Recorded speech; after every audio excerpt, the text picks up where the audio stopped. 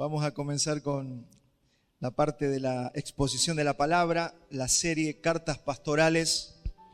Recuerde que estamos en Primera de Timoteo, parte ya 16. El título para hoy es Esto manda y enseña. Palabras del apóstol Pablo a Timoteo.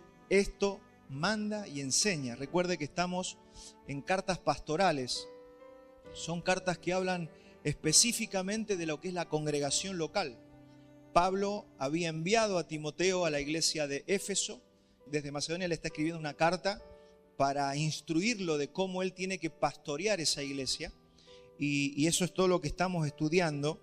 Vamos a leer 1 Timoteo 4, 11 y 12, que es el pasaje que vamos a trabajar en esta mañana. 1 Timoteo 4, 11 al 12 dice, esto manda y enseña. Fíjese que no es solamente enseñar, era mandar. Manda a los hermanos que hagan esto. Manda y enseña. Y después le da un consejo a él, personal, a Timoteo, y le dice, ninguno tenga en poco tu juventud, sino sé ejemplo de los creyentes en palabra, conducta, amor, espíritu, fe y pureza. Así que estas cartas pastorales que son enviadas por un líder maduro como Pablo, a un discípulo, a un pastor que es relativamente nuevito, porque en realidad en la cultura hebrea para considerarte un anciano maduro tenías que pasar de los 40 años. Y allí Timoteo, según algunos escritores, tenía entre 35, 30 años. Entonces corría el riesgo de que lo trataran como de novato, de joven, como que no le dieran la autoridad que merecía respecto a un pastorado, ¿no? Entonces, aquí está Timoteo haciendo sus primeras armas en el ministerio y Pablo le dice que nadie tenga en poco tu juventud. Y la pregunta es qué cosas debe mandar y qué cosas debe enseñar. Y vamos a ver que lo que tiene que mandar y enseñar es lo que ya venía diciendo. Si usted hace un poquito de memoria, siempre que yo estoy hablando, usted tiene que recuérdese todo lo que venimos hablando porque esto tiene un hilo conductor. Entonces, manda y enseña. ¿Qué cosas tiene que mandar y enseñar? Y por ejemplo, que eviten mitos y fábulas, como habíamos dicho la semana anterior. Mitos y fábulas profanas o fábulas viejas, ¿no? Y otra cosa que le había dicho es ejercítate en la piedad, tema fundamental que hablamos la semana pasada también. Ejercitarnos en la piedad, y habíamos dicho que la piedad es más que ser santos. Nosotros podemos ser santos y no piadosos. O sea, santo es aquella persona que se mantiene puro, pero al mismo tiempo ejerce un servicio a su prójimo, a la sociedad en la que vive. O sea, eso es una persona piadosa, una persona que puede ejercer ayuda a quienes le rodean. Debemos afectar a quienes nos rodean positivamente. Entonces la piedad tiene que ver con eso. Tiene que ver con servir a los demás. Entonces, lo que le está diciendo en otras palabras es, no es que exijas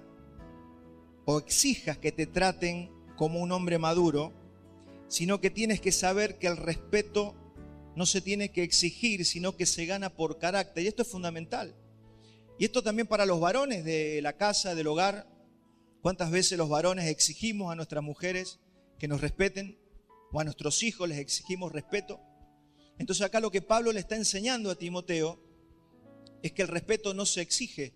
No podemos decirle, vos me tenés que respetar a mi esposa. No le podemos decir a nuestros hijos, ustedes me tienen que respetar. Lo que está diciendo aquí, por supuesto que hay un respeto que se merece por naturaleza. Al papá de la casa hay que respetarlo por la figura que representa al papá. Pero también esa autoridad o ese respeto se gana por carácter. Y es lo que todos debemos procurar en la casa. Tanto los líderes, los pastores, los padres, los jefes. Queremos y nos gusta que nos respeten, pero lo que Pablo le va a enseñar aquí a Timoteo es que se tiene que ganar ese respeto por el carácter que muestra. Por eso se acuerda cuando hablábamos de carácter, de que hablamos con los varones, hicimos varias reuniones sobre el carácter, cómo se debe formar el carácter de Cristo en nosotros. Y eso es lo que va a hacer que no solamente nos respeten por obligación, sino que nos respeten deseando respetarnos y dándonos la autoridad que debe tener un hombre, un varón, un jefe de familia, un pastor, ¿no? Entonces, el carácter que nosotros mostramos es determinante y es lo que Pablo le va a enseñar aquí a Timoteo. Entonces, yo me refiero a ese carácter o esos rasgos de carácter de Cristo. Lo vemos en la televisión o lo vemos en los países que hay presidentes que son respetados sin que ellos tengan que exigir el respeto. Y hay otros que tienen que volverse como dictadores para recibir el respeto. ¿De dónde surge un dictador? De alguien que no tiene carácter y tiene que exigir el respeto de los demás. El respeto de los hijos, el respeto de la sociedad, el respeto de la congregación. A mí me tienen que respetar. Hermano, ahí lo que estamos viendo es una falla de carácter en el hombre. Y esto, entiéndase la iglesia, que esto es para todos. Porque todos acá somos ministros del Señor. Yo quiero que usted reciba este mensaje no pensando en el pastor, en el papá o en el que tiene autoridad, en el presidente, sino en todos nosotros, porque todos ejercemos como ministros del Señor en la sociedad la representación de Cristo. Entonces, tanto las mujeres como los jóvenes pueden ser ejemplo. Y fíjense que acá hay un caso donde le está diciendo que nadie tenga en poco tu juventud. Usted puede ser un jovencito de 18, de 20 años y ser una persona respetada porque usted ha formado carácter. Ahora, el problema es cuando no tenemos carácter, vamos creciendo sin carácter y después encima exigimos que se nos respete y que se nos dé esa autoridad que todos quieren. Entonces Pablo le va a decir a Timoteo cómo hacer para que no tengan en poco su juventud.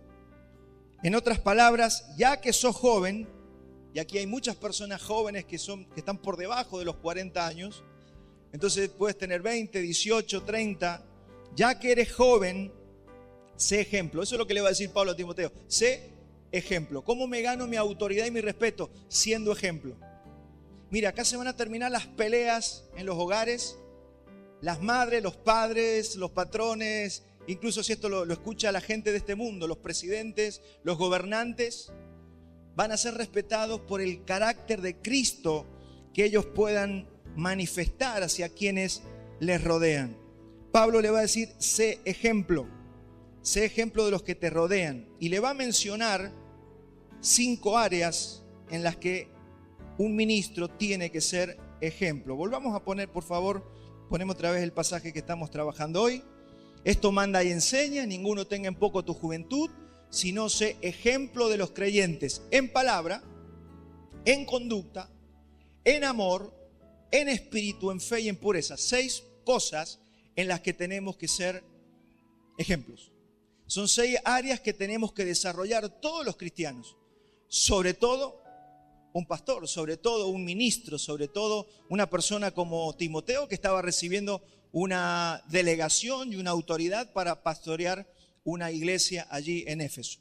Entonces hoy vamos a trabajar rápidamente estos 5 puntos y si nos da el tiempo vamos a tocar una doctrina al final que me quedó colgada de la semana pasada, que fue el último versículo, pero vamos a ver si llegamos. Fíjese que Pablo le va a decir a Timoteo que tiene que ser ejemplo primero en palabra. La palabra tiene que ver en cómo nosotros conversamos, cómo enseñamos, cuál es el tono. Usted sabe que tenemos que trabajar hasta el tono de cómo nosotros decimos las cosas. Vio que hay veces que la gente se enoja o nuestra familia dice, pero es cómo me lo dijiste. No es lo que le dijiste, es cómo lo dijiste. Y eso tiene que ir siendo pulido. Entonces, después nos damos cuenta de, claro, cómo se lo dije. Cómo no le va a caer mal, cómo no voy a dañar. El tono tiene que ver. Y vamos a entrar a ver algunos puntos de sabiduría para ir corrigiendo. La palabra va a venir a exponernos un poquito, pero va a ser para que nosotros corrijamos. Entonces, ¿cómo es usted para el momento de conversar? ¿Qué tipo de humor tiene? Tenemos que corregir cómo es nuestro humor, que nuestro humor no sea chabacano, no sea de este mundo, no sea grosero, no sea obsceno. Tenemos que tener cuidado con el humor que tenemos. Si somos groseros al hablar, te gustan mucho las cosas del mundo, entonces cuando nosotros hablamos exponemos que nuestra pasión está en las cosas de este mundo. Si nadie nos escucha hablar de Cristo, si nunca nos escuchan hablar de las cosas santas, si siempre estamos hablando de cosas mundanas, entonces la gente va a decir, ahí no está Cristo. La gente nos conoce por cómo hablamos. Siempre estás enojado, Siempre estás ahí como que recién te levantaste. Veo que hay gente que recién se levanta de las 7 y anda por una hora, no le diga nada. Bueno, hay gente que está así todo el día. Entonces, ¿cómo es tu forma de hablar, de contestar? ¿Qué enseñamos al hablar? Entonces hay personas que hieren con sus palabras. Proverbios 10:19 dice Salomón: en las muchas palabras no falta pecado, mas el que refrena sus labios es prudente. Fíjese, es importantísimo cómo hablamos y si hablamos mucho. Veo que hay gente que habla mucho, veo que hay gente que habla poco. No hay que hablar ni mucho ni poco, hay que hablar lo justo y necesario. Eso es importante. Todo eso a veces nadie nos enseñó. No tuvimos un papá, una mamá con una conciencia clara que nos enseñara. Las dos cosas están mal. Tenemos que hablar. O sea, tenemos que, aquellos que no hablan, los padres, enseñarles a que hablen un poquito, que compartan, que saluden, que se acerquen a los mayores, que respeten a sus mayores. Y están esos que hablan mucho y que dicen: no hables tanto, escuchá, porque es sabio escuchar. Pero eso, si no lo enseñamos, si no lo decimos, a veces hay personas que nadie se los dijo en la vida. Entonces vamos creciendo, como decía un pastor que yo tuve, crecimos como la chipica, crecimos solo, nadie nos podó, nadie nos cortó, crecimos así porque sí.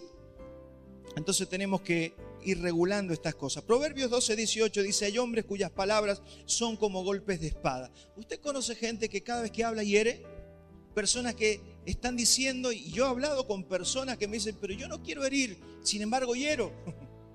Yo no quiero hacer sentir mal a la gente, pero las hago sentir mal. Y eso es porque no hay un espíritu correcto operando dentro de esa persona. Dice: mas la lengua de los sabios es medicina. Entonces, nosotros lo que debemos procurar es que sean medicina nuestras palabras, que sean para sanar. No puede ser que todo lo que le digamos a la gente tenga que ser como una espada que hiere. Eso también a los padres con los hijos.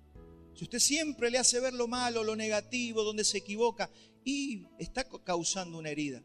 Tenemos que decir lo que es incorrecto, pero tenemos que decir lo que es correcto también.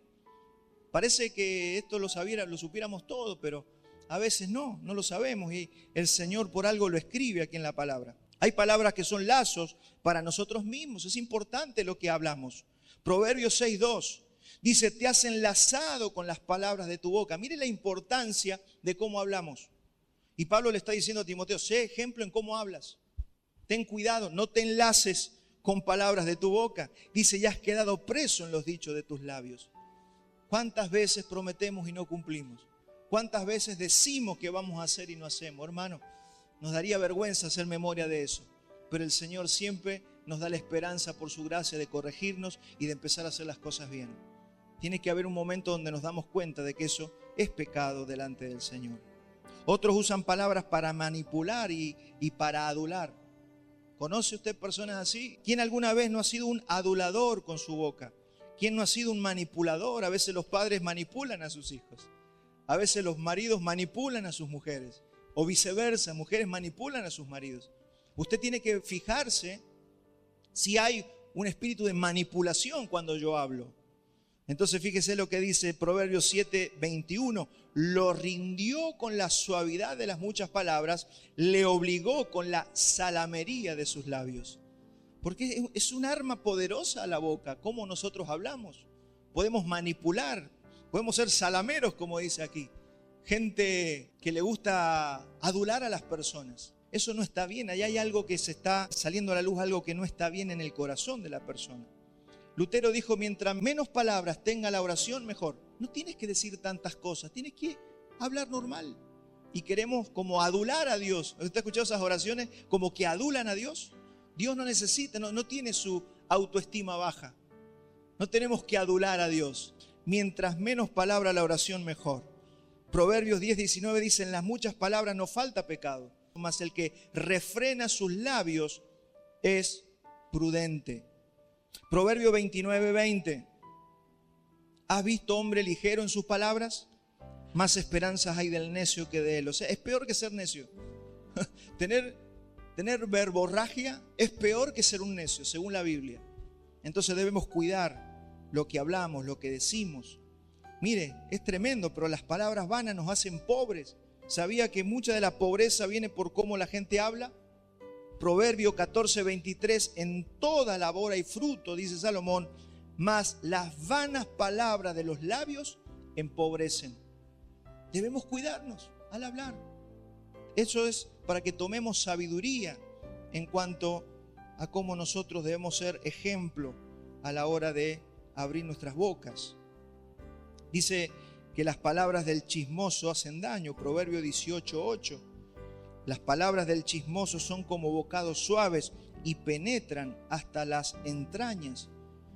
Mire, cuando alguien nos habla mal de una persona, es tremendo porque eso penetra hasta las entrañas. Entonces después usted cambia la óptica de esa persona por cómo te hablaron de esa persona. Y acá está diciendo que penetra hasta las entrañas. Eso es lo que llamamos la contaminación. Cuando usted habla mal de alguien, usted está contaminando a una persona. Y eso no es que no va a tener consecuencias. Usted y yo no podemos andar ensuciando a la gente. Eso tampoco quita que nosotros cubramos, porque el famoso no juzguéis, para que todo el mundo quiera hacer lo que se le dé la gana y nadie le diga nada. No, acá tenemos que denunciar el pecado, tenemos que exhortar. Todo eso es parte de la iglesia. Estamos hablando de cómo tener una iglesia sana. Pero nosotros no podemos andar con murmuraciones de pasillo. Lo que tenemos que hacer es ir a los líderes, ir a los pastores. Si usted ve un pecado en la congregación, vaya al pastor, vaya al líder, porque nosotros debemos cuidar nuestro corazón, nuestra iglesia, nuestra forma de vivir. Pero no ande en charlas de pasillo. ¿Ve como Pablo le exhorta a las mujeres que no sean chismosas, que no anden de casa en casa? Cuando las exhorta y les dice que las mujeres no sean ociosas. Eso lo hace el mundo, pero no lo tienen que hacer, no lo podemos hacer los creyentes. Nosotros debemos ser prudentes. Y si no hay nada que hablar, no diga nada. Eso es sabiduría. Pablo nos está diciendo, ¿usted quiere ser un ministro del Señor? Sea sabio en las palabras. Sea prudente en sus palabras. Eso es fundamental para la vida. Hablar rectamente nos va a traer honra de las personas. Proverbio 24:26 dice, besados serán los labios del que responde palabras rectas.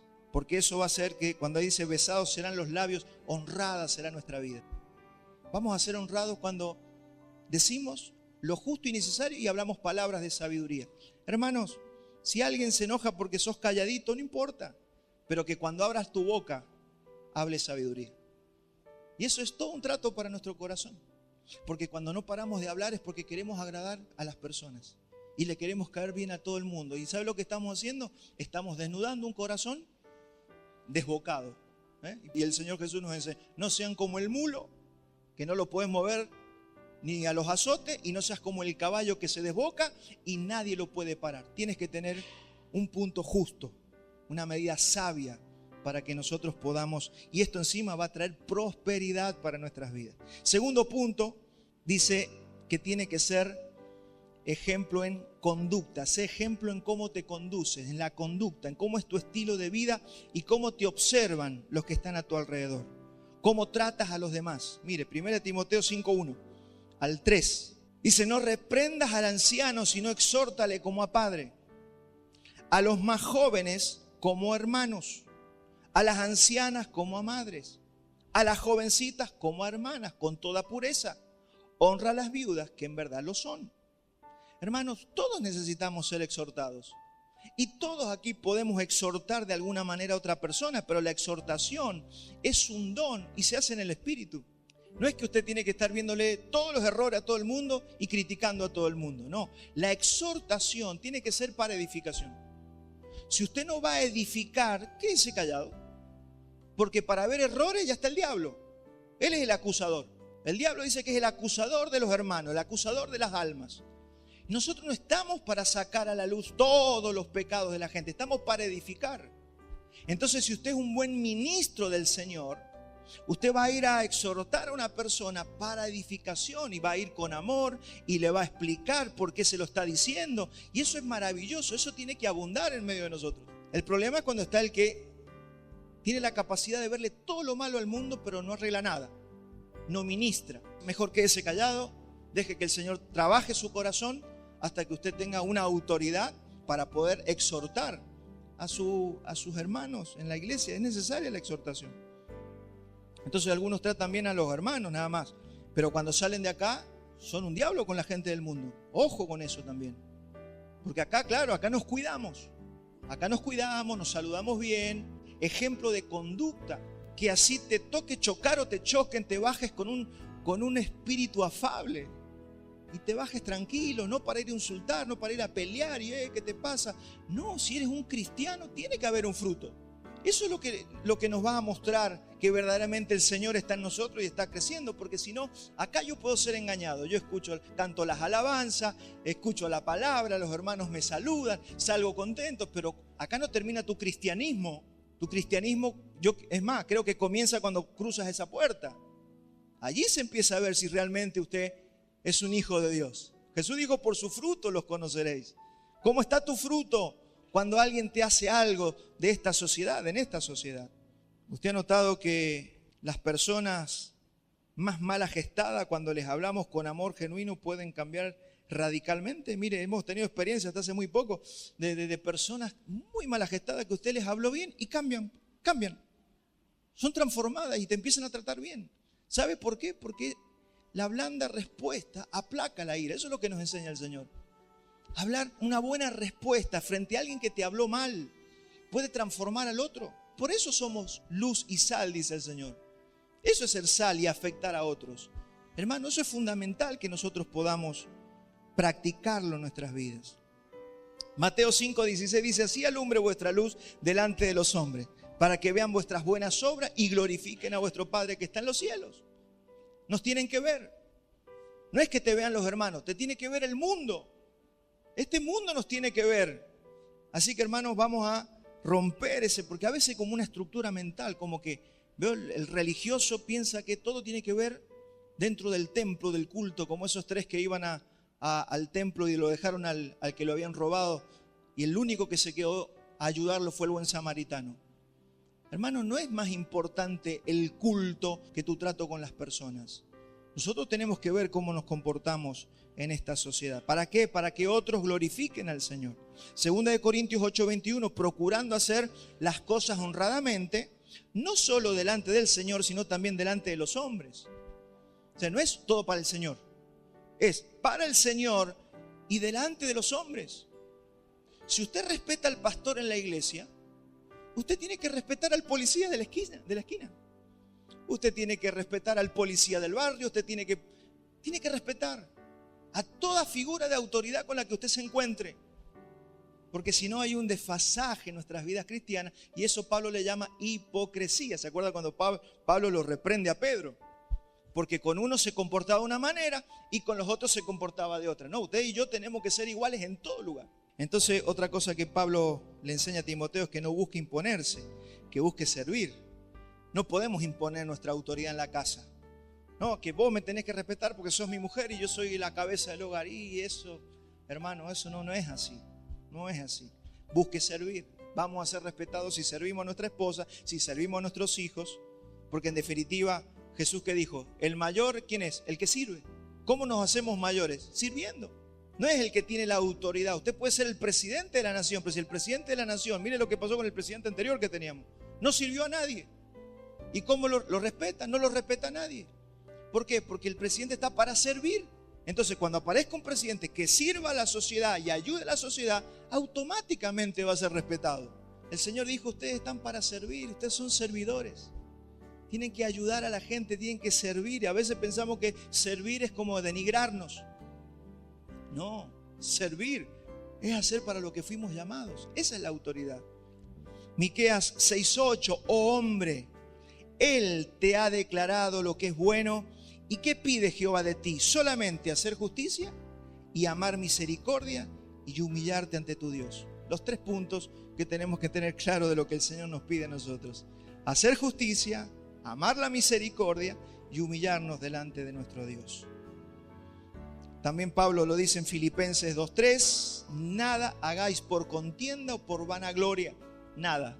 Nos vamos a jugar un partido de fútbol como iglesia, hace años no lo hacemos, pero supongamos que esta noche nos vamos a jugar un partido de fútbol y yo, mire, tengo más o menos casi 30 años de creyente, he visto hasta piñadera en los partidos cristianos y se enojaban, y que no fue gol, y peleando, y unas cosas entre cristianos y uno no lo podía creer.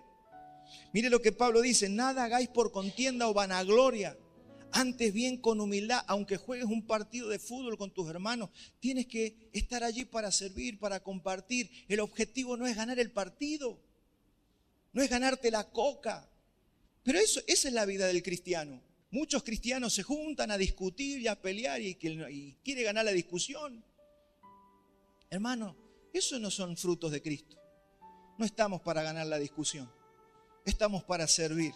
Y eso nos va a ir dando un camino, un norte hacia dónde tiene que ir el verdadero Hijo de Dios. Con humildad, estimando cada uno a los demás como superiores. ¡Ay, qué difícil! Porque siempre nos creemos más que el otro. Hermano, no sos el que más sabe. Yo no soy el pastor que más sabe. Tenemos que estimar a los otros como que los otros son superiores a nosotros. ¿Y eso de dónde sale? Y eso sale del Espíritu de Cristo. De nosotros no puede salir, porque humanamente somos orgullosos. Y siempre pensamos que tenemos la razón. Pero mientras más orgullosos somos y más creemos que tenemos la razón, más lejos del Señor estamos. Entonces, ¿qué es lo que tenemos que hacer? Esto que Pablo le está diciendo aquí a los filipenses. Estimando cada uno a los demás como superiores al mismo. No mirando cada uno por lo suyo propio, sino cada cual también por lo de los otros. Usted tiene que ver la vida del otro. Siempre querés ganar. A ver, siempre le quiero ganar la discusión a mi esposa. Siempre le quieres ganar la discusión a tus hijos. ¿Alguna vez cede? ¿Alguna vez tenemos que ceder? No puede ser, hermano. Y así tengas la razón alguna vez por entrenarte. Agacha la cabeza aunque tengas la razón. De eso se trata, ejercitarse para la piedad. ¿Se acuerda que estamos hablando de la piedad? De eso estamos hablando. Ejercítate para la piedad. Punto número 3, sé ejemplo en amor. Amor, sé ejemplo en amor. ¿Cómo es ser ejemplo en amor? Es el servicio sacrificial. Es el servicio donde yo me sacrifico por servir a otro. Porque el amor no es algo que surge por naturaleza. No andamos por la vida, ay, cómo los amo a todos, qué fácil que es amar. No, el amor es sacrificial. Si fuera que surge por generación espontánea el amor, sería muy fácil cumplir con lo que el Señor nos demanda. Pero el Señor dice que seamos ejemplo en amor, en un servicio sacrificial hacia los demás. De hecho, nosotros tenemos toda la tendencia contraria. Pablo lo decía, no hago lo que quiero, hago lo que no quiero. ¿Cuántos se sienten identificados con eso? Lo que no quiero hacer, eso me sale. O sea que no es fácil amar, no es fácil expresar lo que uno debiera expresar. Entonces, ¿qué tenemos que hacer? Amor sacrificial. Es por eso que nos debemos ejercitar para la piedad. Si no, yo oraría, ya sería el más piadoso. Automáticamente oramos y ya nos volvimos súper piadosos, pero no es así. ¿Qué es un amor sacrificial? Es ayudar a alguien aunque no tengas lo suficiente, aunque no tengas ganas ese día, pero sabes que es lo correcto, vas y lo ayudas. Ese es el amor sacrificial. Por eso es sacrificio, por eso es ofrenda al Señor. Siempre en una ofrenda había muerte. Se mataba un corderito, los judíos llevaban el cordero, alguien moría, porque era un sacrificio. Entonces, aquellos que amaban al Señor tomaban de sus animales, y eso era una pérdida económica, entre comillas, pérdida económica. ¿Por qué? Porque estaban sacrificando al Señor. Te quedabas con un animalito menos, te quedabas con una cabra menos, te quedabas con una ovejita menos. Pero eso es el amor. ¿Por qué lo hacían? Porque amaban al Señor. Entonces el amor es sacrificial. Y en Juan 13:34, ¿qué le dice el apóstol Juan? Un mandamiento nuevo les doy, que os améis unos a otros como yo los he amado, que también os améis unos a otros. Y en esto conocerán todos que sois mis discípulos, si tuvieres amor los unos con los otros. Porque eso es lo que le va a mostrar al mundo, que realmente somos hijos de Dios. Fíjese cómo la semana pasada el Señor nos habló de ejercitarnos en la piedad. Y ahora nos sigue hablando un poquito más de lo mismo. O sea, es algo en lo que usted se tiene que esforzar. En el amor uno se tiene que esforzar. Usted sabe lo que tiene que hacer. Hágalo sin ganas. Y vamos a notar que cuando lo hacemos sin ganas, después el sentimiento acompaña.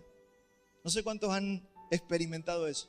Usted no tenía ganas de hacer. Nos pasa a veces a la mañana, tenemos que orar o tenemos que ir a congregarnos y no tenemos ganas. El cuerpo nos tira para el otro lado, pero usted sabe que es lo correcto. Usted va. Eso es un amor sacrificial. Usted va, se congrega y después dice, menos mal que vine. Mira cómo me habló el Señor, mira la palabra que me trajo claridad, cómo enderezó lo que yo no entendía bien. Hágalo sin ganas, de eso se trata. ¿Se acuerda cuando Pablo decía, someto mi cuerpo? ¡Wow! ¡Qué difícil! Mire, mi hermano, hay una época en la vida donde no es tan difícil. Pero hay momentos en la vida donde parece que tu cuerpo te hace la guerra más que nunca. Es como que se propuso hacerte la contra. Y usted, pero si antes, para mí antes era fácil eso, ¿por qué ahora es tan difícil? Y porque se está acercando la madurez. Porque usted está llegando a dimensiones donde antes usted no estaba, donde usted está entendiendo más lo que es el amor sacrificial y todas las cosas que nos habla el Evangelio. Entonces, ¿qué es lo que te está diciendo ahí el Señor? Es, tenés que dedicarte a eso, a tomar la cruz, a negarte a vos mismo. Llegó el momento de poner en práctica para algunas personas o algunos hermanos ese versículo. Hay momentos de la vida donde parece que todo es fácil. Horas y es fácil, ayunas 3 días, fácil. Pero es el Señor el que nos va llevando a nosotros en su caminar. Y cuando el Señor quiere y determina, llegan esos momentos donde parece que es una gran guerra. Pero ¿sabe qué? Eso es lo mejor que te puede pasar. El amor cristiano es sacrificial, no es emocional. Pasa que nos acostumbramos a que fuera fácil en algún tiempo. Nos acostumbramos que era emocional. Nos acostumbramos a que era fácil orar 1, 2, 3, 4 horas. Ahora cuando no puedes orar ni 15 minutos. ¿Qué pasó? Tienes que someter el cuerpo. No es emocional, es sacrificial. Mire, Abraham no estuvo toda la vida teniendo que sacrificar a Isaac. Fue una vez. Si hubiera sido que toda la semana Dios le pedía al hijo, no, pero fue una vez. Ese puede ser tu tiempo en el que estás viviendo. Puede ser este el tiempo, donde parece que tu cuerpo te hace toda la contra. Bueno, diga, gloria a Dios. Este es el momento que me piden al Isaac. Este es el momento de levantar el cuchillo, de someter el cuerpo, de azotarlo y ponerlo como servidumbre. Es una guerra contra el mismo diablo. Créame, es una guerra contra el mismo diablo. Pero vamos a ganar la batalla. Tenemos asegurada la victoria, porque el Señor nos ha dado su Espíritu. Y si nosotros oramos, su gracia nos va a ayudar a poder someter ese cuerpo, a poder ponerlo por servidumbre y que podamos hacer lo que queremos hacer, porque dice que el corazón, la mente, sirve al Señor, está inclinado a obedecer al Señor, pero el cuerpo se opone. Y ese es nuestro gran problema, mi hermano, que el cuerpo se nos opone y esa guerra es real y está dentro de nosotros. Hermano, hay veces que usted no va a sentir perdonar y va a tener que perdonar. Hay veces que usted no va a tener ganas de cantar al Señor y va a tener que cantar y adorarle. Eso es lo que le agrada al Señor, el sacrificio. Sacrificio vivo, dice Pablo. Esto no se trata de morirnos, esto se trata de un sacrificio vivo. No tiene ganas, pero lo hace. Por ejemplo, usted sabe que su perdón va a liberar la culpa de alguien. Mire, no hay nada peor en una persona que la culpa.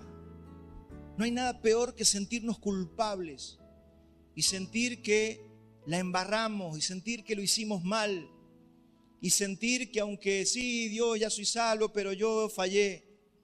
Y ese peso en la conciencia, ¿cuántos han experimentado el peso de la culpa? Imagínese Pedro después de haber negado al Señor, amargado en depresión, yéndose a esconder por ahí porque no podía soportar. Hermano, si nuestro perdón va a poder aliviar la conciencia de una persona, es necesario de que aunque esa persona no te venga a pedir perdón, usted pueda ir a esa persona y decirle: Pedro, ¿me amas? Apacienta mis corderos. Le estaba confiando sus ovejas. Eso es lo que se espera de nosotros, que podamos extender el perdón, la misericordia. Eso es sacrificial, mi hermano. No, si no me viene a pedir perdón, yo no lo perdono. ¿Cómo? ¿De dónde sacamos eso? El Señor antes de que vos pecaras ya te había perdonado todos los pecados. Naciste y ya te había perdonado todos los pecados en la cruz. ¿Por qué siempre esperamos que nos vengan a pedir perdón? Por nuestro orgullo. Nuestro orgullo trabaja de esa manera.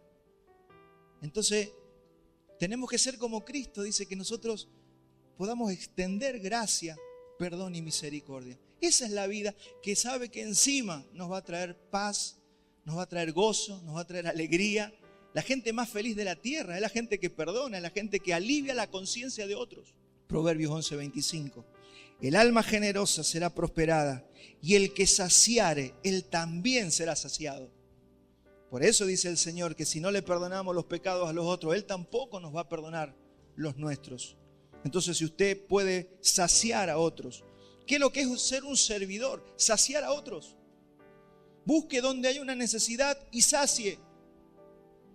Eso es ser piadosos. Ejercítate en la piedad. ¿Qué debiéramos hacer en el 2026? Buscar, mire, yo sé que es difícil, pero una vez a la semana. ¿A quién puedo ayudar esta semana? ¿A quién puedo aliviar? Mire, cuando nos ordenamos se facilitan las cosas. ¿Quién está sufriendo? ¿Puedo ayudar? ¿Puedo aliviar una conciencia? ¿Puedo aliviar una situación económica de alguien o por lo menos dar una ayudita? Porque mire, nosotros no le podemos ayudar en la necesidad económica a nadie, porque cada familia o cada persona necesita un sustento mensual para vivir. Nosotros no podemos mantener a nadie, ni nadie nos puede mantener a nosotros. Pero que alguien nos traiga una pequeña ayuda y un abrazo y una charla, hermano, eso anima en la vida. Eso nos enseña que nosotros podamos soportar la situación que nos está tocando vivir. Nadie tal vez pueda venir y librarte de la enfermedad por la que estás pasando. Tal vez sí, ora y el Señor te sana. Yo creo que Dios te puede sanar. Y si no te sana, pero que esa persona haya estado con vos, te visitó un día, te abrazó. Hermanos, aliviamos. Y eso es el tema de la conciencia, el tema de la ayuda, el tema de la piedad. Punto número 4. Sé ejemplo en el espíritu. ¿Cómo se es ejemplo en espíritu? Es decir, sé ejemplo en tu espíritu humano, no en el Espíritu Santo. El Espíritu Santo es un ejemplo siempre. Sé ejemplo en espíritu. ¿Cómo es tu espíritu? ¿Cómo es el espíritu de Walter? ¿Cómo es el espíritu de Pablo? ¿Cómo es el espíritu de Pía? ¿Cómo es el espíritu que tenemos humano, me refiero, nuestro espíritu humano? Tu disposición interior, tu actitud, tu ánimo, tu temperamento espiritual. No estamos hablando de emocionalismo, estamos hablando de temperamento espiritual. Pablo se refiere al clima espiritual que emana de la persona. Por ejemplo, hay personas de espíritu humilde, hay personas de espíritu altivo. La altivez de espíritu, ¿de dónde viene? Del espíritu humano, que es altivo, que se cree más que los demás. Ese es un espíritu altivo. Pero también hay espíritus humildes. Hay personas que por estudiar la palabra y por profundizar en la palabra y por comunión con el Señor ya sabemos, ya debemos saber que no somos más que nadie, que somos un desastre, que somos como dijimos la semana pasada, nuestro corazón una fábrica de ídolos todos los días, porque todos los días nos inventamos un ídolo nuevo, porque cada vez que ponemos antes que al Señor alguna cosa de este mundo, ya es un ídolo que estamos poniendo en el corazón. Entonces, ¿qué nos enseñó la teología reformada? No a decir yo no tengo pecado, yo ya estoy perdonado, que son verdades eternas, pero también nos enseña que somos pecadores todavía y que tenemos que entender y caer en cuenta de lo que somos. Gálatas 6:1 dice, hermanos, si alguno fue sorprendido en alguna falta, vosotros que sois espirituales, restaurarle con espíritu de mansedumbre. Mire, yo puedo ir a hablar con alguien que se equivocó y puedo tener un espíritu de orgullo y decir, ¿cómo puede ser que peques? Y exhortar de una mala manera en la carne, o puedo exhortar en el espíritu, con un espíritu de mansedumbre. Y dice, considerándote a ti mismo, no vaya a ser cosa que tú también seas tentado. Porque ¿sabe qué? El orgulloso, el que se cree que no peca, el que se cree inmaculado, y entiéndase lo que estoy diciendo, porque hemos sido justificados por el Señor y el Señor nos está santificando, pero otra cosa es tu espíritu, cómo te crees, cuál es la óptica que tiene de ti mismo. Comúnmente cuando todos recién llegamos al Señor nos creemos, Dios me eligió a mí, por algo me eligió. Y comúnmente por eso un neófito, un recién plantado, uno nuevito en el Señor, es orgulloso. Puede ser espiritual, pero todavía no ha madurado. Y nosotros tenemos que ir madurando a través de la palabra y a través de las aflicciones por las que nos va a hacer pasar el Señor. Y eso nos va a ubicar. Entonces le dice Pablo ahí a los filipenses, haya pues en vosotros este mismo sentir que hubo también en Cristo Jesús. Fíjese que Él, siendo Dios, no nos trató de una forma con un espíritu de superioridad. Se dolió de nosotros. Ese es el espíritu de Cristo, ese es el espíritu que Él manifestó para con nosotros los hombres. Entonces, es un espíritu humilde y no altivo. También nos habla de un espíritu ferviente. Cuando te dice que seas ejemplo en el espíritu, el Señor quiere que seamos de espíritu ferviente, no de espíritus apáticos. ¿Has visto los espíritus apáticos? Es esa persona que están todos cantando y no abre ni su boca. Eso que es lo que es un espíritu apático. Después está el espíritu ferviente. El Señor nos pide en la palabra, mire, Romanos 12:11. En lo que requiera diligencia, no perezosos, fervientes en espíritu sirviendo al Señor. Tampoco le estamos diciendo que se vuelva un pentecostal de esos que se caen al piso, no, pero le estamos diciendo sea ferviente en el espíritu, cante un himno, cante una alabanza, ore con espíritu ferviente. Padre, gracias, y aunque sea cortita tu oración, sea de espíritu ferviente. Entonces, a eso se refiere, ser ejemplo en el espíritu. Y eso hay que esforzarse, hermano. No te sale. Hay veces que tenemos la tendencia a todo lo contrario. Fíjese que el alma es desbocada. El alma o es así, tipo pescado muerto que no quiere hacer nada, o el que se va hacia el otro lado, ¿no? El que se desemboca, el que no tiene sujeción, el que dice, esos que dicen el espíritu me tomó y me llevó. No, esos son espíritus que no tienen sujeción ni dominio propio. Entonces, sé ejemplo en el espíritu. Hermano, ¿cómo usted oye el mensaje? Mi espíritu tiene que estar pendiente a la palabra. Si yo estoy así, desparramado en la silla, a veces somos siempre así. No podemos estar desparramados, apáticos, el espíritu apagado. Animemos al predicador también, pero no con gritos, sino con su cara. Nos va a ayudar a los que predicamos. Saber que yo cuando conecto con usted con su ojo, yo veo la palabra está entrando. Los predicadores nos damos cuenta cuando la palabra está llegando y cuando la palabra no está siendo recibida. A eso se refiere con un espíritu ferviente. Y a veces no tenemos ganas, pero ahí está el sacrificio. De eso se trata. Número 5, fe. Sé ejemplo de fe. Seamos ejemplo en la fe. ¿Qué es la fe? La fidelidad y la confianza en Dios. Si usted quiere ser un ministro del Señor, ¿ves? Somos todos ministros del Señor, no importa lo que estemos haciendo. Usted puede estar en la puerta, usted puede estar en multimedia, usted puede estar predicando o puede estar haciendo un café a los hermanos. Pero ¿cómo es su fe, su fidelidad, su confianza al Señor? Que los que te rodean no te vean desesperado en el momento de la prueba. Vas a pasar por un momento de prueba. Vamos a pasar por momentos difíciles. Pero eso no puede ser que nos mueva y nos haga desaparecer de la escena. Santiago 2:17, así también la fe, si no tiene obras, es muerta en sí misma. Mire, va a haber días donde usted no tiene ganas de predicar, donde usted no tiene ganas de abrir la puerta, donde no tiene ganas de estar en multimedia, donde usted no tiene ganas de congregarse, no tiene ganas de hacer el café al hermano. Pero usted tiene que estar allí. Porque nosotros sometemos nuestro cuerpo, porque nuestra fe, ¿qué va a decir? Mirá, ese hermano, está pasando por un dolor, una angustia tremenda, pero está sirviendo al Señor. Nosotros no podemos tomarnos vacaciones, decir, no, listo, Señor, te dejo de servir hasta que me sienta bien. No es así. Y por supuesto que hay casos extremos, hay circunstancias y situaciones. Pero mi hermano, sea lo que estemos pasando, podemos congregarnos, podemos cantar alabanzas, podemos orar y podemos recibir la palabra un domingo a la mañana. Y si vas a tener fe, sé ejemplo de fe.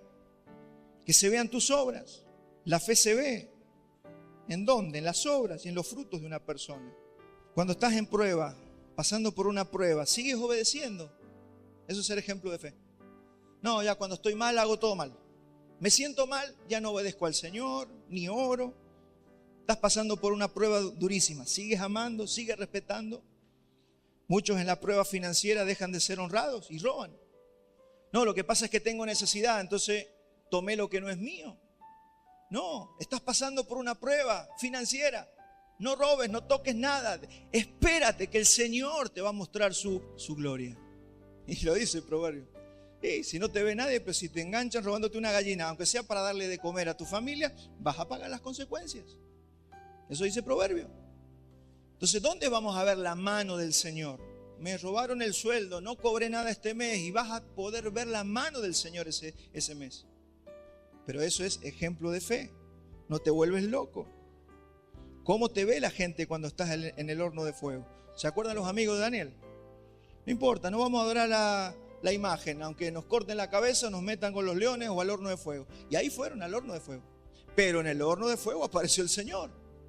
Siempre que estás en el horno de fuego va a aparecer el Señor. Ahora, si te arrodillas ante la imagen porque no quieres ir al horno de fuego, tengo algo para decirte. Nunca vas a ver al Señor. Y todo lo que queremos, ¿qué es? Ver al Señor. Dice que había un cuarto. Eran 3, pero un cuarto apareció entre ellos. Vieron a la gloria del Señor en el horno de fuego. Allí donde se ve al Señor. Así que mantente firme. No te debilites. No te transformes en un monstruo cuando todo te va mal. Mantén la conducta.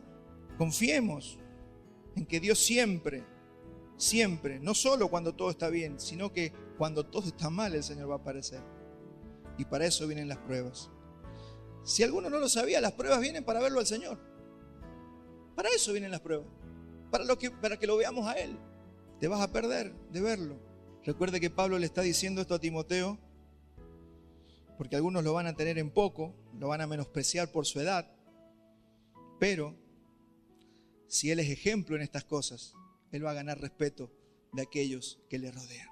Y por último, la pureza. Pureza, sé ejemplo en pureza. Eso tiene que ver con integridad moral. Vamos a leer 1 Tesalonicenses 4:2.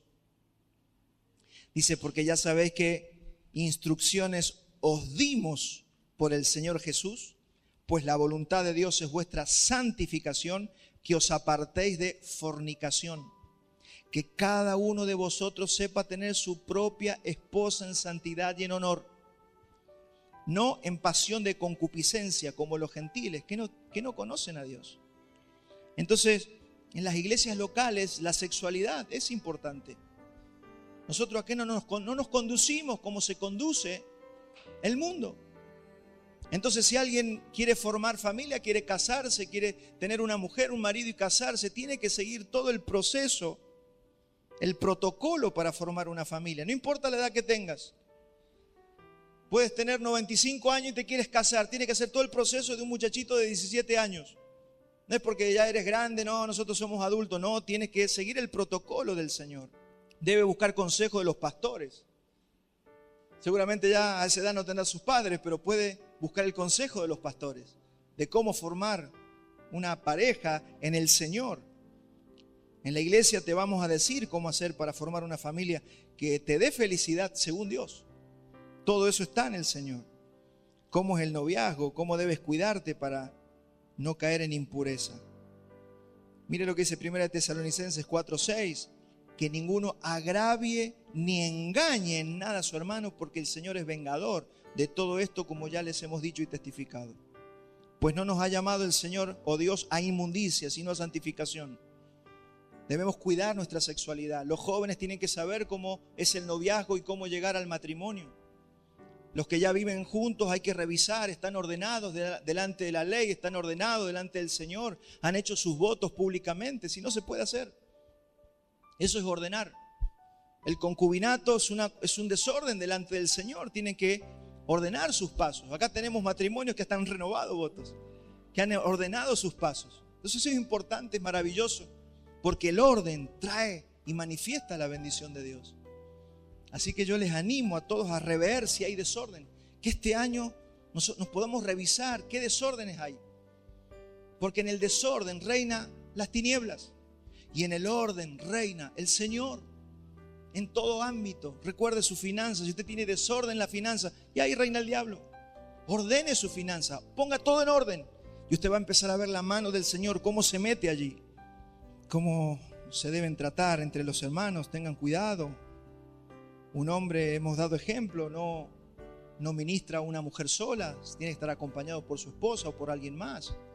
Nosotros nos cuidamos y debemos cuidarnos en esta vida, para que también los que no nos conocen glorifiquen al Señor. Cuiden las miradas, los comportamientos, el respeto, los saludos. Tampoco es no saludes, saluda, pero saluda bien. Dice, salúdense con un beso santo. Una cosa es un beso santo, otra cosa es un beso lujurioso. O sea, eso es el espíritu, ese ejemplo en espíritu. Cómo nos saludamos, cómo nos tratamos. Tengamos cuidado con eso. Cuidemos las palabras que usamos, los comportamientos tienen que ser santos entre nosotros. Y eso lo tenemos que llevar también afuera. Que no te dé vergüenza ser santo en el trabajo. Porque allá todos hablan tonterías, tú te pones a hablar tonterías con los otros. No, ahí está la gracia.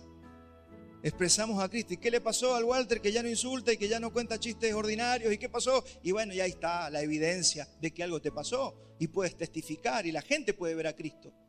Pues si sigues igual que siempre allá afuera, porque todos son así, no estás llevando a Cristo. Te estás escondiendo. Mateo 5:8, bienaventurados los de limpio corazón, porque ellos verán a Dios. ¿Se acuerdan? Sermón del Monte, lo vimos, lo trabajamos. Solos van a ver al Señor los limpios de corazón. Y vamos a tener que, todo lo que estamos diciendo, un sacrificio vivo. La autoridad del ministerio no depende de tu edad, sino de la fidelidad a la palabra y de una vida que la respalda. En eso tenemos que trabajar en este año. Mire, yo lo que sí le aseguro es que vamos a crecer en autoridad. La autoridad no es algo que se te delega de una persona. Es la gracia de Cristo que haya crecido en ti, tu carácter creciendo en Él y que es reconocido por los que te rodean. Ahí está la autoridad que a veces tanto le reclamamos a la gente. Un buen ministro debe ser ejemplo en estas 6 cosas. Y tenemos que ser firmes, mi hermano, escuche esto, tenemos que ser firmes sin ser duros con estas cosas. Esto es un gran desafío. Seamos firmes, pero no seamos duros. No quebremos a la gente cuando le hablamos, pero sí tenemos que ser firmes. Y ahí terminé con los 6 puntos de cómo se es ejemplo, cómo se le pide a Timoteo, Pablo le pide a Timoteo que sea ejemplo en estas cosas. Bien, si usted me regala unos 20 minutitos más, vamos a hablar un poquito del versículo que me quedó colgado de la semana anterior, que es 1 de Timoteo 4, 9 y 10. A ver si se acuerda. Dice, palabra fiel es esta y digna de ser recibida por todos, que por esto mismo trabajamos y sufrimos oprobios, porque esperamos en el Dios viviente, que es el Salvador de todos los hombres, mayormente de los que creen. Es sobre todo lo que está subrayado. Es un versículo que se ha prestado para mucha confusión. Ha sido muy mal entendido muchas veces o no se entiende por la forma de escribir que tenía el apóstol Pablo y por el idioma de la época. Un versículo que se ha vuelto polémico y ha traído confusión. Lo han utilizado para afirmar una falsa doctrina de Roma que es muy común escuchar, que es el universalismo. Si usted alguna vez escuchó hablar del universalismo, es lo que enseñaba Roma. Roma enseñaba que todos los hombres se van a salvar, aunque algunos pasen por el purgatorio y después salen de ahí y se salvan.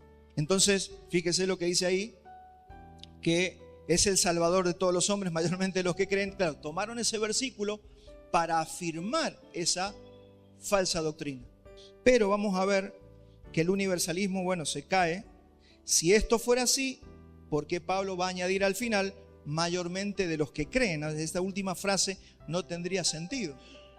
Después hay otra postura que apareció en los años 1600 que se llama la expiación universal. Es otra falsa doctrina. La de Roma se le llamó el universalismo y la que más tarde aparecería en el 1600 es la expiación universal, que dice que Jesucristo murió por toda la humanidad, pero solo se salva quien decide creer, aquel que lo acepta y lo recibe. Eso es muy común en todas las iglesias porque lamentablemente la mayoría de las iglesias actuales ha tomado esta postura, que usted puede decidir si se salva o usted puede rechazar al Señor. Suena lindo, pero es una herejía, no es una verdadera doctrina. Nosotros hemos estudiado en las doctrinas de la gracia y hemos puesto todo el fundamento, por eso no lo voy a volver a poner ahora, de que usted no puede decidir por Cristo porque usted estaba muerto en sus delitos y pecados. Y cuando usted está muerto, usted no puede elegir por Dios. Es más, odiábamos a Dios. No importa si eras un religioso, no querías saber nada con Dios. ¿Por qué? Porque no querías saber nada con la muerte de tu yo. Estamos en el pleno orgullo. Entonces, creer esta expiación universal, por ejemplo, haría que Jesucristo hubiese muerto por todos, no hubiese sido efectiva para todos, sino que termina fracasando porque algunos no creyeron. Imagínense que ahí entramos en un conflicto. Si Jesús murió por todos los hombres y algunos lo rechazan y otros lo reciben, entonces la salvación del Señor no fue efectiva. O sea que Jesús falló. Con algunos falló y con algunos acertó. Eso ya saca a Jesús de su omnipotencia y omnipresencia y omnisciencia. Entonces, bueno, se ve que no fue muy efectiva la expiación del Señor. Entonces, en 2 de Pedro, quiero que me acompañe, el Señor dice, no retarda su promesa, sino que algunos la tienen por tardanza, sino que es paciente para con nosotros, no queriendo que ninguno perezca. Fíjese, si Él no quiere que ninguno perezca y algunos perecen, hay algo que se le escapa de la mano al Señor, ¿verdad? Él los quiere salvar, pero la persona lo rechazó. Entonces Jesús llora, así lo presentan a Jesús como llorando porque tú le has rechazado. Y eso es una falsa doctrina. Y este versículo que estamos trabajando ha sido el caldo gordo para estas falsas doctrinas. Por eso la tenemos que aclarar. Y como estamos hablando de la iglesia local, esto es importante porque esto es lo sano para la iglesia local. Porque si incluso usted lo entiende mal y le trae confusión, usted no va a tener certeza de su fe. Entonces vamos a trabajarlo un ratito. El problema de este pasaje es que al leer Salvador de todos los hombres, nosotros pensamos que es el justificador de todos los hombres. Pensamos que Dios está justificando a todos los hombres. Pero vamos a trabajar esa palabra, Salvador. La Biblia no dice que quiere salvar. La Biblia dice que Dios, Él salva. Él es el Salvador de los hombres. Entonces Dios no juega los dados para ver si alguno pica. Alguno se imagina que Dios está en un estanque con una caña de pescar viendo quién se salva. Viendo si pica alguno de los hermanos. No, nosotros no. Dios no está jugando a ver si usted pica. Usted no está aquí porque usted decidió. Y ahí es donde se toca el tema de la predestinación. A quien Él quiere salvar, lo salva, mi hermano. Eso es lo que usted y yo tenemos que saber. A quien Dios quiere salvar, lo salva. Y al final, si usted me tiene paciencia, vamos a ver por qué es tan importante esta doctrina. Porque capaz que usted dice, bueno, pero esa discusión del año 1600, va a ver cómo nos afecta actualmente. Acompáñeme a Romanos 8:28 para poner el fundamento de que a quien Dios quiere salvar, Dios lo salva. Y sabemos que los que aman a Dios, todas las cosas les ayudan a bien. Esto es, a los que conforme a su propósito son llamados. Ahí tenemos la primera palabra, llamados. Porque a los que antes conoció, también los predestinó para que fuesen hechos conforme a la imagen de su Hijo. Fueron predestinados. Esto es muy importante, que usted sepa que usted fue predestinado, que usted no está aquí porque un evangelista lo convenció. Eso es muy importante. Usted no es un convencido, usted es un predestinado por Dios. Esto hace a tu salvación. Esto hace a tu conocimiento del que te salvó. Porque a los que antes conoció también los predestinó para que fuesen hechos conforme a la imagen de su Hijo, para que Él sea el primogénito entre muchos hermanos. Y a los que predestinó, a estos también los llamó, y a los que llamó, a estos también justificó, y a los que justificó, a estos también glorificó. Lo hemos dicho muchas veces, el Señor ya te tiene en la gloria, ya solamente que estás haciendo el caminito aquí en la tierra de perfeccionamiento. Pero Él ya te predestinó y ya te glorificó. ¿Cuántos están seguros en esa verdad? Entonces esto no depende de tu decisión.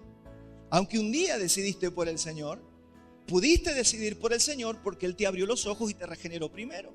Vos ni cuenta te diste, pero Él te abrió los ojos para que vos pudieras decir, sí, yo quiero a Jesús. Entonces, para no confundirnos, tenemos que hacer un estudio de esa palabra, el Salvador de todos los hombres. ¿Qué significa que Él es el Salvador de todos los hombres?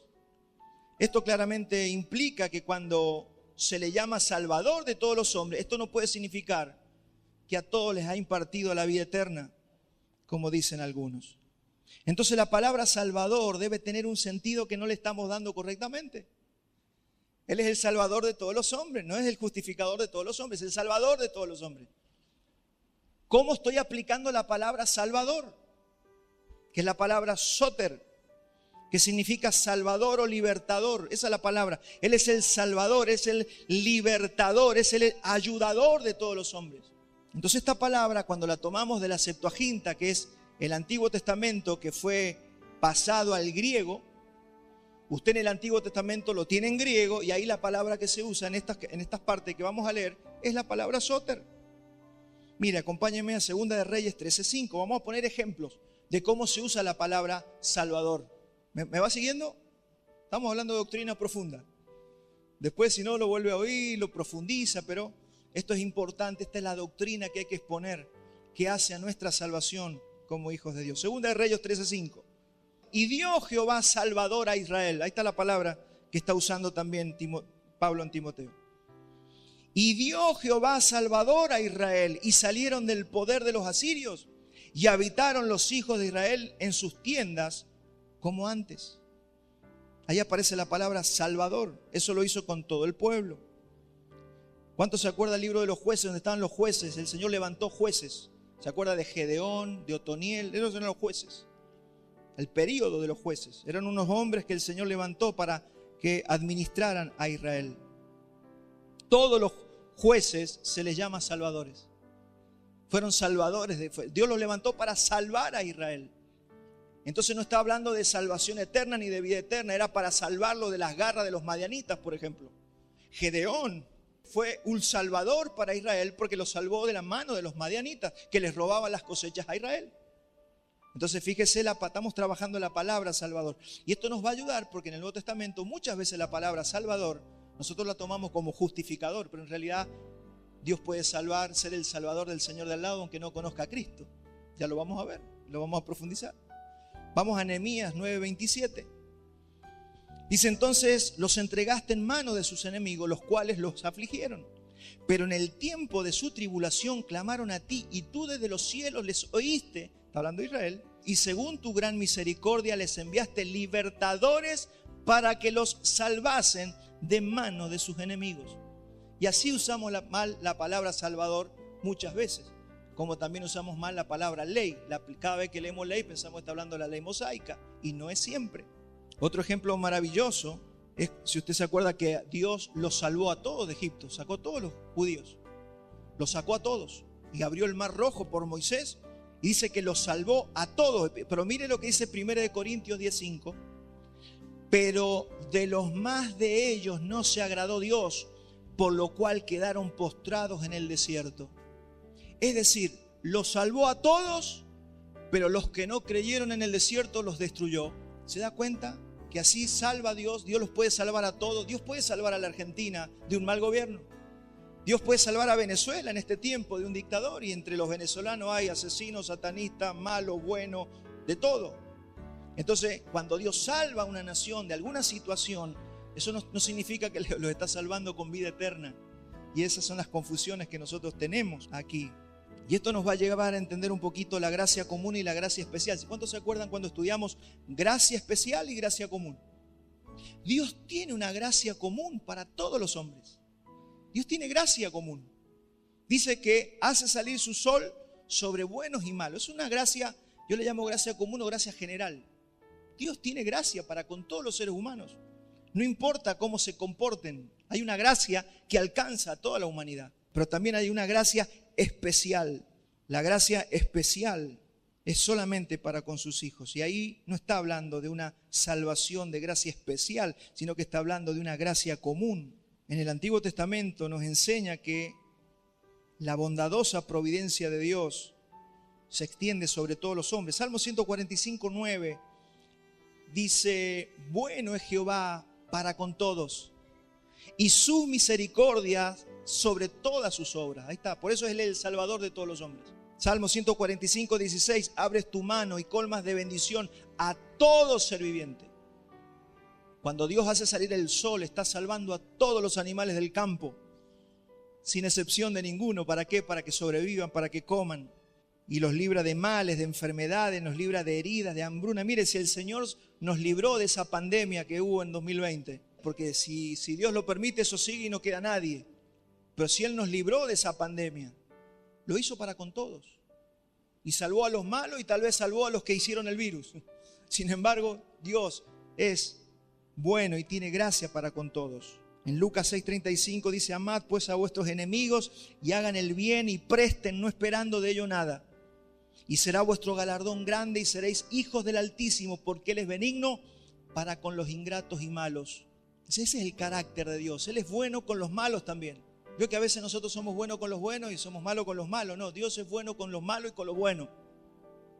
Y tenemos que aprender. Dice, si ustedes aprenden eso, es porque son hijos de Dios. Si usted y yo no hemos aprendido a ser buenos con los malos, porque todavía no somos hijos de Dios. Esa es la característica de que nosotros hemos recibido el Espíritu Santo, de que somos hijos de Dios. Entonces, ¿cómo podemos traducir este versículo conflictivo?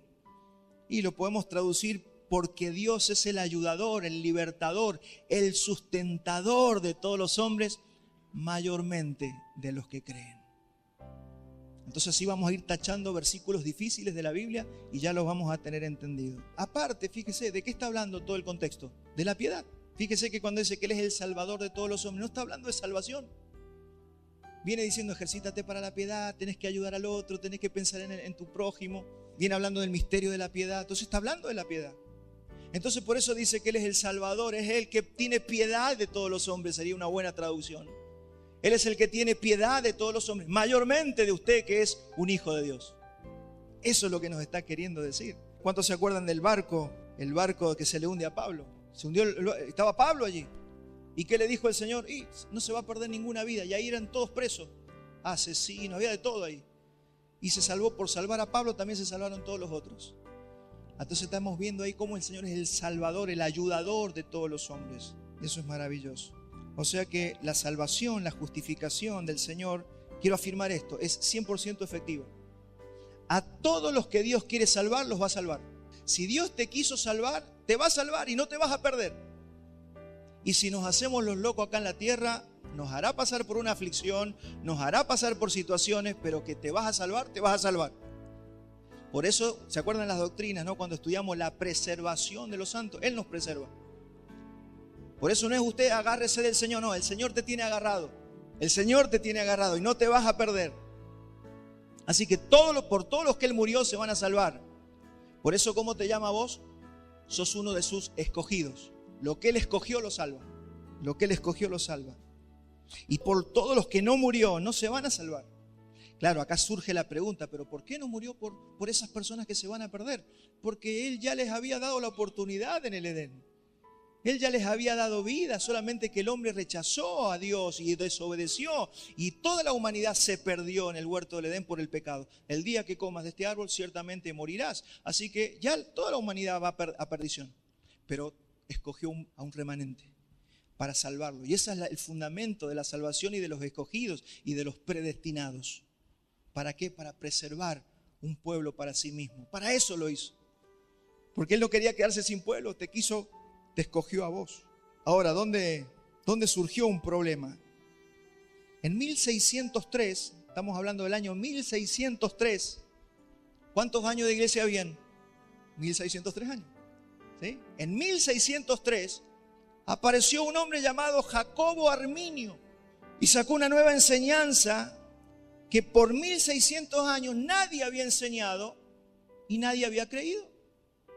No lo creyó Pablo, no lo creyó Pedro, no lo creyeron los padres de la iglesia. Nadie creyó esto. Sin embargo, apareció en 1603 este hombre. Y él decía que las personas no estaban predestinadas. O sea, ¿qué atacó este hombre? La predestinación. Sino que las personas decidían aceptar y creer en el Señor por sus propias cuentas. Esta fue la teoría que presenta este cristiano. Era reformado de la época de la Reforma, pero estaba planteando una doctrina en contra de lo que estaban predicando los reformadores. Estos seguidores de este tal Arminio, ¿sabe cómo se llamaron? Los remonstrantes. Ahí salió la doctrina de la remonstrancia. ¿Sabe qué significa la remonstrancia? La protesta. O sea que eran protestantes de los protestantes. Eso es lo que empezó a pasar. Los remonstrantes o los arminianos, más conocidos como arminianos. Y este fue el germen. Preste atención, por eso yo quería enseñarle esto en esta mañana, porque usted va a entender la iglesia actual. Este fue el germen de los desvíos que hoy vemos en la mayoría de las iglesias evangélicas, protestantes y cristianas. ¿Por qué? Porque los reformados enseñaban que el hombre está tan corrompido que no puede buscar a Dios si éste no lo atrae. Juan 6:44. Esto enseñaban los Lutero, Knox, Calvino. Ahí sí lo tenemos, Juan 6:44. Ninguno puede venir a mí si el Padre que me envió no lo atrajere, y yo le resucitaré el día postrero. Esto predicaban los reformados.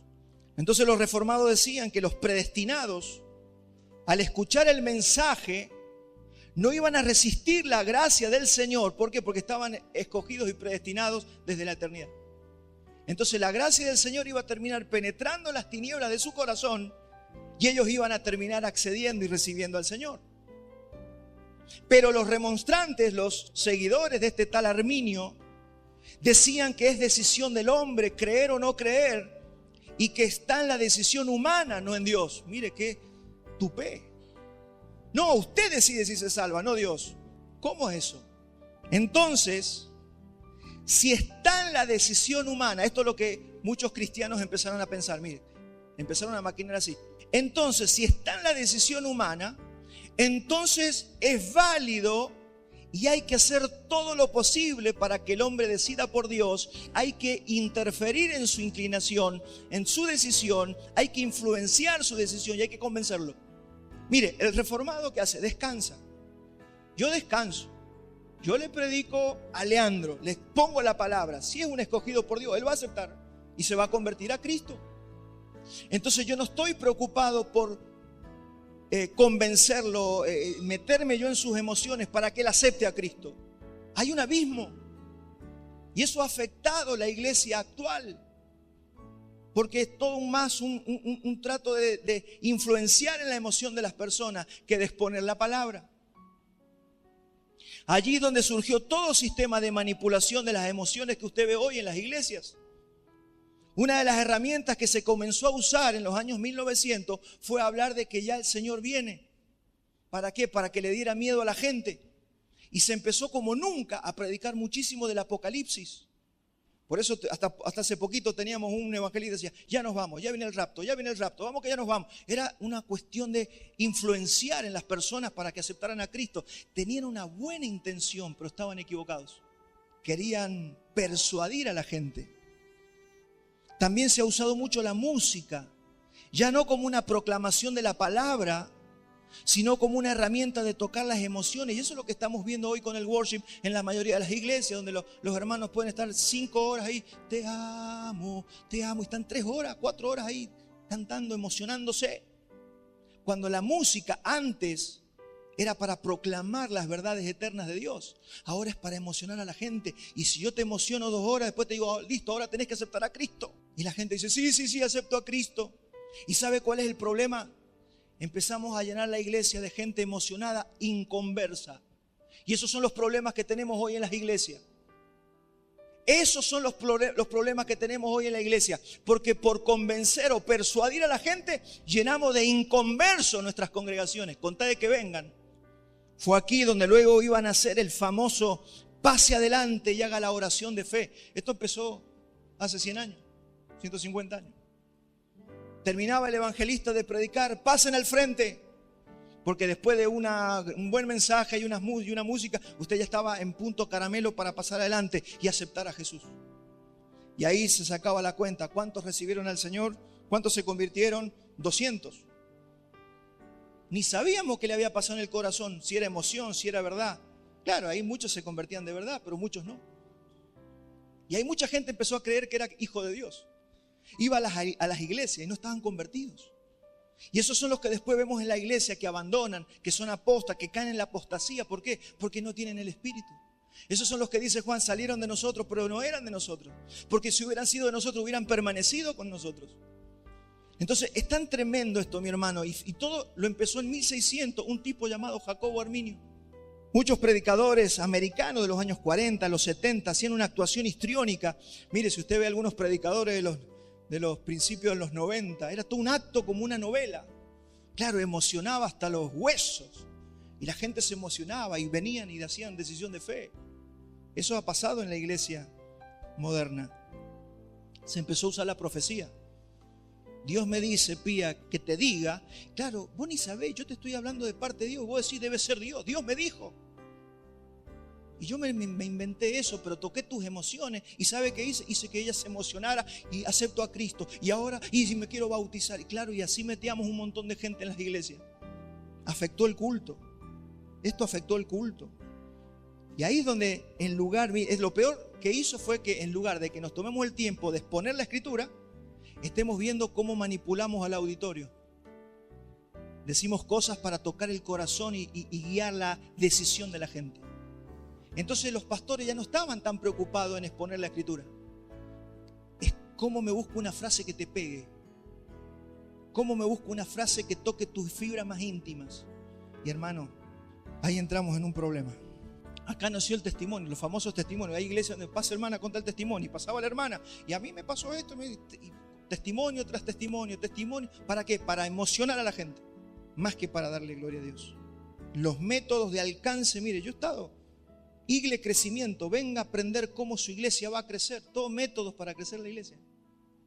cuando la Biblia nos dice que Él es el que añade a los que han de ser salvos. Usted no se avergüence de tener una iglesia pequeña. La iglesia tiene, si nosotros somos normales, el Señor va a ir agregando a los que han de ser salvos. Si nosotros nos ponemos a hacer una campaña y tocar las emociones y nos hacemos emocionar a 100 y mañana los tenemos a todos acá adentro y no sabemos, eso es obra humana, no es obra del Espíritu Santo. Hermanos, tengamos cuidado, entendamos la iglesia. A mí me interesa que usted entienda la iglesia. ¿Y por qué, pastor, nosotros no hacemos como la iglesia de acá? Porque no tenemos que hacer lo que hacen todos. Tenemos un por qué no hacemos las cosas. Usted no obligue a nadie, usted invite a las personas a la iglesia. Usted no puede coercionar a nadie para que la gente venga. Acá queremos a la gente del Espíritu, a los que el Señor trae, porque esa va a ser gente de paz. Y nos vamos a amar y vamos a caminar juntos hasta el final. Pero si usted coerciona a una persona, usted la va a tener 1, 5, 10 años y después esa persona se vuelve un dolor de cabeza para la iglesia. Así que no estamos desesperados. Como esto no es un negocio para nadie, nosotros no estamos buscando coercionar a la gente. Lamentablemente esta enseñanza la tomaron la mayoría de las iglesias, bautistas, metodistas, wesleyanas, los menonitas holandeses y la mayoría de las iglesias evangélicas, carismáticas y pentecostales hasta el día de hoy. Así que decir, pero son tantos los que, sí, el 80% de las iglesias piensa esto. Claro, porque da resultado. Se convence mucha gente y terminan siendo las iglesias como el colectivo de las 12 del mediodía. Siempre llenas, pero con gente diferente. Y yo lo quiero ver a usted hasta el último día de mi vida. Yo no quiero que usted sea cambiado por otro mañana. Si yo camino con usted, quiero caminar hasta el final de mis días. Somos la familia de la fe. No somos los amigos de turno. Así que usted sepa que el que tiene al lado es una persona con la que usted va a caminar hasta que se muera y después va a pasar toda la eternidad con esa persona. Amén. Entonces cuando los arminianos o los remonstrantes estaban atacando 3 puntos, ya con esto termino. Una amenaza al principio de la sola gracia. Tanto que predicamos de la sola gracia, ¿sos salvo por gracia? No, ahora está tu decisión. ¿Ve? Atacaron la sola gracia. ¿Qué se atacó? Se volvió a introducir la decisión humana. El mérito humano. Yo estoy en el Señor porque yo decidí. No, usted no está acá porque usted decidió. Usted está acá porque Dios lo trajo.